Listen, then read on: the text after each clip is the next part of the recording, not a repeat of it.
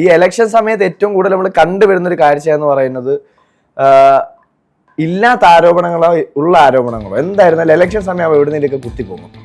കഴിഞ്ഞ 5 വർഷത്തെ അവര് ചെയ്ത അവരുടെ സാധനങ്ങളെല്ലാം 10 പീഡനം, ഒരു 10-20 അഴിമതി, തട്ടിപ്പുകൾ, ഇങ്ങനത്തെ കുറച്ച് സാധനങ്ങൾ ഇങ്ങനെ എനിക്ക് തോന്നുന്നു പാക്കേജ് ആക്കി വെച്ചിരിക്കുന്ന ഒരു കാര്യം. ഇതാ രാഹുൽ മാങ്കൂട്ടമാണെന്ന് മാത്രം നമുക്ക് പറയാം. ഇത്തവണ രാഹുൽ മാങ്കൂട്ടത്തിന്റെ കാര്യമാണ് പെട്ടുപോയത്. കാരണം പുള്ളിക്ക് എല്ലാം പുള്ളിക്ക് നേരെയാണ് വന്നുകൊണ്ടിരിക്കുന്നത്. അത് മുകേഷിനെ ട്രോളന്മാർക്ക് തന്നെ ഉറപ്പായിട്ടും അവർക്ക് തന്നെ ഇതായി അവരുടെ ഒരു മെയിൻ പ്രസിഡന്റ് എന്നൊക്കെ പറയാൻ പറ്റുന്ന ഒരു നില വരെ മുകേഷ് ചേട്ടൻ എത്തിയിട്ടുണ്ട്. അതിനുശേഷം പിന്നീട് ആ ഒരു അവസരം തന്റെ ചെങ്കോലും കിരീടവും മുകേഷ് രാഹുൽ മാങ്കൂട്ടത്തിന് കൈമാറുന്ന ഒരു അവസ്ഥയിലേക്കാണ്. രാഹുൽ എന്നാൽ എന്റെ ഡൗട്ട് ഇതെല്ലാം ഈ ഇലക്ഷൻ സമയത്ത് എങ്ങനെയാണ് ഇതെല്ലാം കുത്തിപ്പൊങ്ങി വരുന്നത്? കാരണം ഇലക്ഷൻ സമയത്താണ് ഋഷാദെ കൂടുതലായിട്ടും ഒരു 5 വർഷം പീരീഡ് ഓഫ് ടൈമിലാണല്ലോ എന്തുകൊണ്ട് ഇപ്പൊ ഇലക്ഷൻ കഴിഞ്ഞിട്ടോ ഇല്ലെങ്കിൽ അവര് സ്ഥാനം നേടിയിട്ടോ ആ ഇടയ്ക്ക് ഇലക്ഷൻ സമയത്ത് രാഹുൽ മാങ്കൂട്ടം വിഷയം ഇല്ലായിരുന്നുവെങ്കിൽ ഇപ്പൊ ചർച്ച ചെയ്തിരിക്കുന്ന അല്ലെങ്കിൽ വീണ്ടും പല ചർച്ചകളും കത്തിക്കേറേണ്ട ഒരു വിഷയമായിരുന്നു ദിലീപിന്റെ വിഷയം. ഉറപ്പായിട്ടും ഈ ഒരു ഇലക്ഷൻ സമയം കാണുമ്പോൾ ഇല്ലെങ്കിൽ ഇപ്പോൾ ഉള്ളൊരു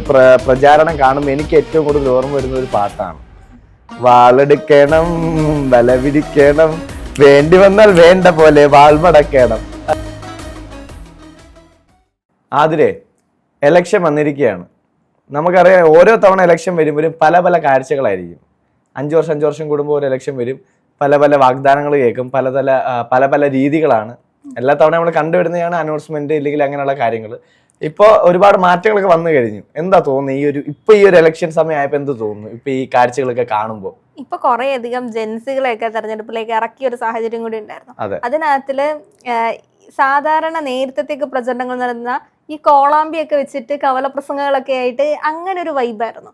ഇപ്പൊ നേരെ തിരിച്ച് AI പോയി കുറച്ച് അപ്ഡേറ്റഡ് വെർഷൻ ആയിട്ട് അങ്ങനെ ഒരു കാര്യമാണ്. കൂടുതൽ റീൽസുകള് ഇത് എനിക്കൊന്ന് ചെയ്ത് പരിചിതമില്ലാത്ത ആൾക്കാരൊക്കെ റീൽസ് ചെയ്ത് കുറച്ച് വൈറലായി അങ്ങനെ വോട്ട് പിടിക്കാന്നുള്ള ഒരു തലങ്ങളിലേക്കൊക്കെ മാറിയിട്ട് ഒരുപാട് PR വർക്കുകളുടെ കൂട്ടത്തിൽ കുറെ അധികം കോഴികൾ ഉണ്ടെന്ന് വേണം നമുക്ക് പറയാനായിട്ട്.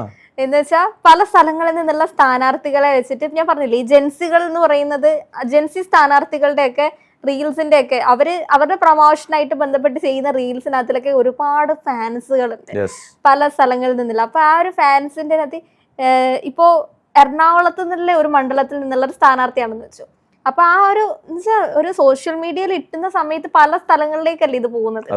അപ്പോ തൃശ്ശൂരും അതേപോലെ തന്നെ കാസർഗോഡും ഒക്കെ ഉള്ള ആൾക്കാരൊന്ന് കമന്റ് ചെയ്തു, പക്ഷെ ഇവരെന്റെ മണ്ഡലത്തിൽ വന്ന് മത്സരിക്കുന്നെങ്കിൽ പ്രത്യേകിച്ച് രാഷ്ട്രീയമൊന്നും ഉണ്ടായിട്ടല്ല, കൃത്യമായിട്ടും എന്താ പറയാ ഒരു ഗ്രൂപ്പ് ഓഫ് ആൾക്കാരെ അട്രാക്ട് ചെയ്യാൻ പറ്റുന്ന രീതിയിലേക്ക് അങ്ങനെയാണ് ആ ഒരു രീതി പൊക്കോണ്ടിരിക്കുന്നത്. പിന്നെ വ്യത്യസ്തമായിട്ട് കുറെ തെരഞ്ഞെടുപ്പ് പ്രചരണ കാഴ്ചകളും കാണുന്നുണ്ട്. കഴിഞ്ഞ ദിവസം ഞാൻ കണ്ടിരുന്നു TV ഒക്കെ തലയെ ചുമന്നുകൊണ്ട് എന്നിട്ട് ഇതാണ് എന്റെ ചിഹ്നം. അപ്പൊ അതിന്റെ കമന്റ് സെക്ഷനൊക്കെ എന്ന് പറഞ്ഞ ഭാഗ്യം വാഷിംഗ് മെഷീൻ ഒന്നും ആവാതിരുന്നത്. പല പല ചിഹ്നങ്ങളാണ്. എന്റെ ഒരു ഫ്രണ്ട് നിൽക്കുന്നുണ്ട്, മൈക്കാണ് പുള്ളിയുടെ ചിഹ്നം, ഒരു മിമിക്രിക്കാരനായതുകൊണ്ടാണ്. അപ്പൊ അങ്ങനെ ഒരുപാട് എന്താ പറയാ വെറൈറ്റി കാഴ്ചകളാണ് ഈ ഇലക്ഷൻ സമയത്ത് ഏറ്റവും കൂടുതൽ നമ്മൾ കണ്ടുവരുന്ന ഒരു കാഴ്ച എന്ന് പറയുന്നത്. ഇല്ലാത്ത ആരോപണങ്ങളോ ഉള്ള ആരോപണങ്ങളോ എന്തായിരുന്നാലും ഇലക്ഷൻ സമയം എവിടുന്നേലൊക്കെ കുത്തിപ്പോകും. കഴിഞ്ഞ 5 വർഷത്തെ അവര് ചെയ്ത അവരുടെ സാധനങ്ങളെല്ലാം 10 പീഡനം, ഒരു 10-20 അഴിമതി, തട്ടിപ്പുകൾ, ഇങ്ങനത്തെ കുറച്ച് സാധനങ്ങൾ ഇങ്ങനെ എനിക്ക് തോന്നുന്നു പാക്കേജ് ആക്കി വെച്ചിരിക്കുന്ന ഒരു കാര്യം. ഈ ഇലക്ഷൻ കഴിഞ്ഞു ഇനിയിപ്പോ അടുത്ത 5 വർഷം ഈ 5 വർഷം തദ്ദേശത്തില് ഇതാ രാഹുൽ മാങ്കൂട്ടമാണെന്ന് മാത്രം നമുക്ക് പറയാം. ഇത്തവണ രാഹുൽ മാങ്കൂട്ടത്തിന്റെ കാര്യമാണ് പെട്ടുപോയത്. കാരണം പുള്ളിക്ക് എല്ലാം പുള്ളിക്ക് നേരെയാണ് വന്നുകൊണ്ടിരിക്കുന്നത്. അത് കറക്റ്റ് ഈ ഇലക്ഷൻ സമയത്ത് കഴിഞ്ഞ ഇലക്ഷന് ലോക്സഭാ സമയത്ത് ഇതേപോലെ തൃശങ്കൂല് നിന്നത് മുകേഷ് ആയിരുന്നു. കാരണം ആ സമയത്തല്ല, അതിനുശേഷമാണ് ഈ ഹേമ കമ്മിറ്റിയുടെ ഇതാണെങ്കിലും എന്തായാലും കുറച്ചു കാലത്ത് മുകേഷിന്റെ ഒരു ഇറയായിരുന്നു.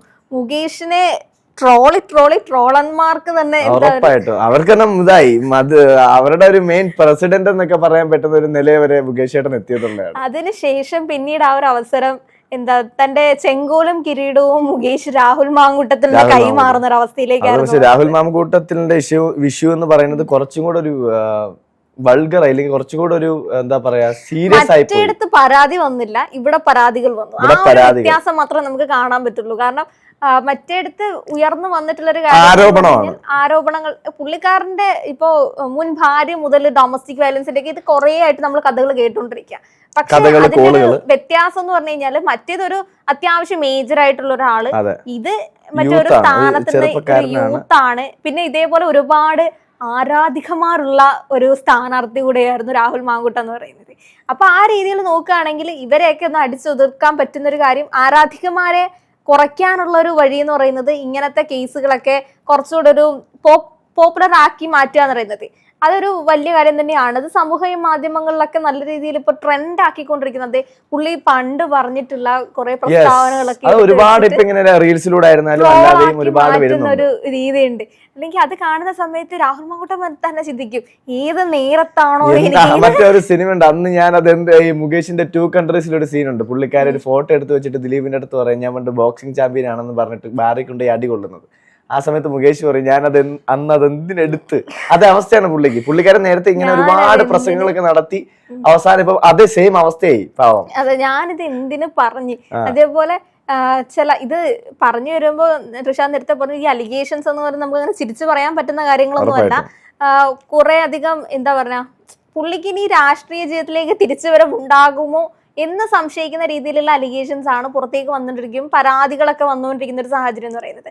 ചില അലിഗേഷന്റെ ഒക്കെ ഈ വഴി ഇങ്ങനെ നോക്കുന്ന സമയത്ത് നമുക്ക് സിനിമകളൊക്കെ ഓർമ്മ വരും.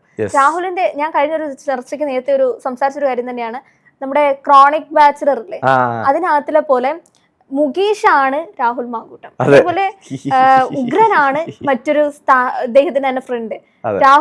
മുകേഷ് പറയുന്ന പെൺകുട്ടി മറ്റേ ബസ് സ്റ്റോപ്പിൽ നിൽപ്പുണ്ട്, ഉഗ്രൻ പോയി കൂട്ടിക്കൊണ്ടുവരും ഗസ്റ്റ് ഹൗസിലേക്ക്. ഇതാണ് എനിക്ക് ആ ഒരു മൂവിയാണ് പിന്നീട് വന്ന അലിഗേഷന്റെ ആ ഒരു കഥ പോകുന്ന രീതി കണ്ടപ്പോൾ തോന്നിയത്. ഈ പല സിനിമകളും പറയുന്നത് കാലത്തിന് മുൻപേ സഞ്ചരിച്ച സിനിമകൾ എന്നൊക്കെ രീതിയിൽ. അതിന്റെ ഡയറക്ടർ ഒരു ടൈം ട്രാവലർ ആയിരുന്നു.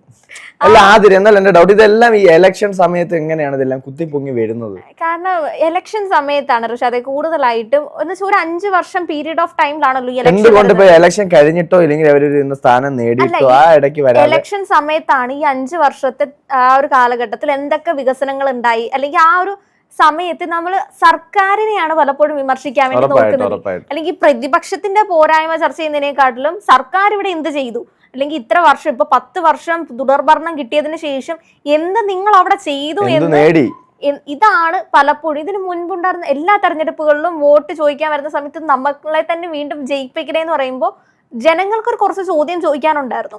എന്താണ് നിങ്ങൾ ചെയ്തത്, അല്ലെങ്കിൽ ഇത് ചെയ്ത് ഇത്രയും നിങ്ങൾ മുക്കിയില്ലേ, അല്ലെങ്കിൽ ഇത്രയധികം തട്ടിപ്പ് നടത്തിയില്ലേ, ഇത്ര കൊള്ള നടത്തിയില്ലേ, ഈ ശബരിമല കൊള്ള പോലെയുള്ള വിഷയങ്ങൾ ചർച്ച ചെയ്യേണ്ടിയിരുന്ന സമയത്ത് അപ്പുറത്തേക്ക് പ്രതിപക്ഷത്തിന്റെ വീക്ക്നെസ് എടുത്ത് കാണിക്കാൻ വേണ്ടി കുറച്ചധികം കാര്യങ്ങൾ പുറത്തേക്ക് വരുന്നു. ഇത് തന്നെ ഓപ്പോസിറ്റും സംഭവിക്കാൻ ചാൻസ് ഉണ്ട്. ഭരണപക്ഷത്തുള്ളവരുടെ ഇത്തരം കേസുകളൊക്കെ പുറത്തേക്ക് വരുന്ന കാരണം കഴിഞ്ഞ ആ ഒരു സമയത്താണ് മുഖ്യമന്ത്രിയുടെ തന്നെ സ്വർണ്ണക്കൊള്ള, സ്വപ്നയുടെ സ്വപ്ന സുരേഷുമായി ബന്ധപ്പെട്ട സ്വർണ്ണക്കൊള്ള അത്തരം കേസുകളൊക്കെ പുറത്തേക്ക് വന്നത്. ഇതിന്റെ ഒരു വിഷയം എന്താണെന്നറിയോ, ഇതങ്ങ് വാനിഷ് ആയി പോവാ. ഇത് അന്ന് വളരെ കത്തി നിൽക്കുന്ന ഒരു സാധനങ്ങളായിരുന്നു. അത് കഴിഞ്ഞ ശേഷം അതങ്ങ് മാഞ്ഞു പോയി. അത് സ്വാഭാവികമായിട്ട് ഹേമ കമ്മിറ്റി വന്നപ്പോ അത് മാഞ്ഞു പോയി. ഒരു വിഷയം നടക്കുന്ന സമയത്ത് അതൊക്കെ കത്ത് നമ്മുടെ മനസ്സിലേക്കാതായിരിക്കും. നമ്മൾ വിചാരിക്കും ഇത് ഈ കാര്യം തീർന്നു. പക്ഷെ കുറച്ച് നാൾ കഴിയുമ്പോൾ സ്വാഭാവികമായിട്ട് ഇതിനേക്കാളും കുറച്ചുകൂടെ നല്ലൊരു സാധനം കിട്ടുമ്പോൾ നമ്മൾ അത് മറക്കും. ഋഷാദ് ആലോചിച്ച് നോക്കി, ഇപ്പൊ ഈ രാഹുൽ മാങ്കൂട്ടം വിഷയം ഇല്ലായിരുന്നുവെങ്കിൽ ഇപ്പൊ ചർച്ച ചെയ്തിരിക്കുന്ന അല്ലെങ്കിൽ വീണ്ടും പല ചർച്ചകളും കത്തിക്കേറേണ്ട ഒരു വിഷയമായിരുന്നു ദിലീപിന്റെ വിഷയം. ഉറപ്പായിട്ടും ഇപ്പൊ അത് നോക്കി ചില മാധ്യമങ്ങളിൽ മാത്രം ഒരു സ്റ്റോറി ആയിട്ട് മാറ്റപ്പെടുന്ന ഒരു തലങ്ങളിലേക്കൊക്കെ പോയി. ഇഷ്ടം പോലെ രീതിയിൽ പല രീതിയിലുള്ള ചർച്ചകൾ ഒരു സമയത്ത് ഏറ്റവും കൂടുതൽ ചർച്ച നടന്ന വിഷയം ദിലീപിന്റെ വിഷയം തന്നെയാണ്. എത്രയധികം ആൾക്കാർ, പ്രത്യേകിച്ചും ഹേമ കമ്മിറ്റി റിപ്പോർട്ടൊക്കെ വന്നതിന് ശേഷമാണ് ഇപ്പൊ ഒരു വിധിയിലേക്കൊക്കെ എടുക്കുന്നത്. അപ്പൊ ഒരുപാട് ചർച്ചകൾ ഉണ്ടാവേണ്ടിയിരുന്ന ഒരു വിഷയമായിരുന്നു ഇത്. ഈ ഒരു ലോങ് പീരീഡ് ഓഫ് ടൈമിൽ ഒരു നടി അതിന് ഈ പറയുന്ന നിയമ പോരാട്ടമൊക്കെ എടുത്ത് അതിന്റെ വിധിയിലേക്കൊക്കെ എത്തുന്നു. അപ്പൊ ആ ഒരു കാലഘട്ടം അതിന് ശേഷമാണ് ഈ ഹേമ കമ്മിറ്റി റിപ്പോർട്ട് വന്നത്. റിപ്പോർട്ട് വന്നതിന് ശേഷം കുറെ അധികം ആൾക്കാരുടെ അലിഗേഷൻസ് വന്നു. ഇതൊക്കെ ചർച്ച ചെയ്യേണ്ട പകരം എല്ലാം കൂടെ ഈ വിഷയങ്ങളൊക്കെ അങ്ങ് മാറ്റിപ്പെട്ടു. ഈ പറയുന്ന ശബരിമലക്കൊള്ള, ഈ പറയുന്ന നേരത്തെ സ്വർണ്ണക്കടത്ത് ഇതെല്ലാം മാറ്റിപ്പെട്ടിട്ട് എല്ലാം കൂടെ പാലക്കാട്ടെ ആ കൂട്ടത്തിന്റെ അടുത്തേക്ക് എത്തിയിരിക്കുകയാണ്. അതെ, പറഞ്ഞു വരുമ്പോ അയാൾ ഒരു യൂത്ത് ആണ്. ഇതിനു മുൻപ് ഈ 10 വർഷം ഭരിച്ചുകൊണ്ടിരുന്നതിന്റെ കാലയളവിൽ നമുക്ക് ചർച്ച ചെയ്യേണ്ട കുറെ സാധനങ്ങളൊക്കെ ഇതൊക്കെ മറന്നു. ഇപ്പോഴത്തെ യൂത്ത് ആൾക്കാരോടൊക്കെ നമ്മൾ തെരഞ്ഞെടുപ്പിന്റെ ഇത് നോക്കിക്കഴിഞ്ഞാല് ഇവർക്ക് ആർക്കും ഈ 10 വർഷം നടന്നതിന്റെ അകത്തിലെ യഥാർത്ഥ കാര്യങ്ങളൊന്നും അറിയില്ല. നമ്മൾ ഈ സർക്കാർ ചെയ്തിരിക്കുന്ന PR വർക്കിലൂടെ നമ്മൾക്ക് കേട്ട് പരിചിതമായിട്ടുള്ള ലൈഫ് മിഷൻ പദ്ധതി, അതേപോലെ ഇങ്ങനത്തെ കുറെ അധികം ഈ പറയുന്ന തുറമുഖം അങ്ങനെ കുറച്ച് സാധനങ്ങൾ മാത്രം ഇങ്ങനെ എടുത്തു വെച്ചിരിക്കുക. പക്ഷെ ഇതിന്റെ അപ്പുറത്ത് നടക്കാതെ പോയ അല്ലെങ്കിൽ എത്ര കോടികൾ വെട്ടിയിട്ടുണ്ട് ഈ സാധനങ്ങൾ അല്ലെങ്കിൽ ഈ പറയുന്ന റൈറ്റ് ടു ഇൻഫർമേഷൻ ആക്ട് പ്രകാരമൊക്കെ നമുക്ക് പോയി കിട്ടാവുന്ന കുറച്ച് വിവരങ്ങളൊക്കെ ഉണ്ട്. പക്ഷെ ഇതിനെ പറ്റിയിട്ടൊന്നും ആരും അങ്ങനെ സംസാരിക്കുന്നില്ല. എല്ലാവരും രാവിലെ തൊട്ട് വൈകുന്നേരം വരെ ഇനിയിപ്പോ അവരോട് ചോദിച്ചു കഴിഞ്ഞാലും ഭരണപക്ഷത്തിരിക്കുന്ന ആൾക്കാരോട് ചോദിച്ചു കഴിഞ്ഞാലും ഇവർക്ക് തന്നെ പറയാനുള്ളൂ. ഈ ഒരു ഇലക്ഷൻ സമയം കാണുമ്പോൾ അല്ലെങ്കിൽ ഇപ്പോൾ ഉള്ളൊരു പ്രചാരണം കാണുമ്പോൾ എനിക്ക് ഏറ്റവും കൂടുതൽ ഓർമ്മ വരുന്ന ഒരു പാട്ടാണ്. വാളെടുക്കണം, വലവിരിക്കണം, വേണ്ടി വന്നാൽ വേണ്ട പോലെ വാൾമടക്കണം. അതിനൊക്കെ എന്താ തോന്നുന്നത്? ഇത് ശരിക്കും ഉപയോഗിച്ചിട്ടുള്ളത് ഇപ്പൊ പറയുന്ന നമ്മുടെ ഭരണത്തിരിക്കുന്ന ആൾക്കാരാണ്. സാധാരണ ഇത് എല്ലാ മുന്നണികളുടെ ഉപയോഗിക്കുന്ന ഒരു സാധനത്തിന്റെ അപ്പുറത്തേക്കും ഇപ്പൊ അപ്പുറത്ത് വന്നിട്ട് ചിരിച്ചിട്ട്, നേരത്തെയൊക്കെ അഭിമുഖീകരിക്കാൻ ഭയങ്കര ബുദ്ധിമുട്ടായിരുന്നു. ഇപ്പൊ ചിരിച്ചിട്ട് രാഹുൽ മാങ്കൂട്ടം, രാഹുലിനെ പിടിച്ചിട്ടില്ല, പുള്ളീനെ പിടിച്ചങ്ങ് കേറുവാ. രാഹുൽ പെണ്ണുപിടി അവനവിടെ ഉണ്ട്, അതുകൊണ്ട് കൊടുക്കരുത്, നമുക്ക് തരണം, നമുക്ക് തെറ്റിയണം, ആ ഒരു അവസ്ഥയാണ്. ഇവരും അഴുക്ക ആൾക്കാരാണ്. കോൺഗ്രസ് മുഴുവൻ അഴുക്ക, കോൺഗ്രസ് മൊത്തം അഴുക്കച്ചിറക്കം, തന്തേക്കാൾ മോശം. അങ്ങനെയാണ് ഇപ്പൊ അവര് പറഞ്ഞ അവര് വോട്ട് ചോദിക്കുന്നത്. ആ രീതി എന്ത് പറഞ്ഞു കഴിഞ്ഞാൽ ഇപ്പൊ ഏത് മണ്ഡലങ്ങളിലേക്ക് പോയി നോക്കി കഴിഞ്ഞാൽ എനിക്ക് തോന്നുന്നു അങ്ങ് കാസർഗോഡ് മുതൽ തലസ്ഥാനം വരെ ചില മണ്ഡലങ്ങളിലൊക്കെ സ്ഥാനാർത്ഥികൾ വോട്ട് വയ്ക്കാൻ നേരം അങ്ങ് പാലക്കാട് ആ വിഷയം നടക്കുക. ട്രിവാൻഡ്രത്ത് ഇലക്ഷൻ നടക്കുമ്പോൾ അവിടെ സംസാരം പാലക്കാടിന്റെ ഇത് പറഞ്ഞ അവർ തുടങ്ങും. എന്തായാലും പാലക്കാട് രാഹുൽ മാങ്കൂട്ടം പോലുള്ള യൂത്തന്മാരാണ് കോൺഗ്രസിൽ നിന്നും മത്സരിക്കാൻ പോകുന്നത്. ഇത്തരം ആഭാസന്മാരെയാണോ നിങ്ങൾ വിജയിപ്പിക്കാൻ പോകുന്നത്? അതിനു വേണ്ടിയിട്ട് ഈ പറയുന്ന ചിഹ്നത്തിൽ ഞങ്ങളെ വിജയിപ്പിക്കുക, ഞങ്ങൾ ഇവിടെ വീണ്ടും ഒരു 10 വർഷം കൂടെ ഞങ്ങൾ ഇവിടെ തട്ടിച്ചും വെട്ടിച്ചും വീട്ടിലൊക്കെ കൊണ്ടുപോയി കോടികൾ സമ്പാദിച്ച് ഞങ്ങൾ ഇങ്ങനെ ഇരിക്കും. എന്തായാലും ഇലക്ഷനായി, ഇനി അടുത്ത 5 വർഷം നമുക്ക് അറിയാം.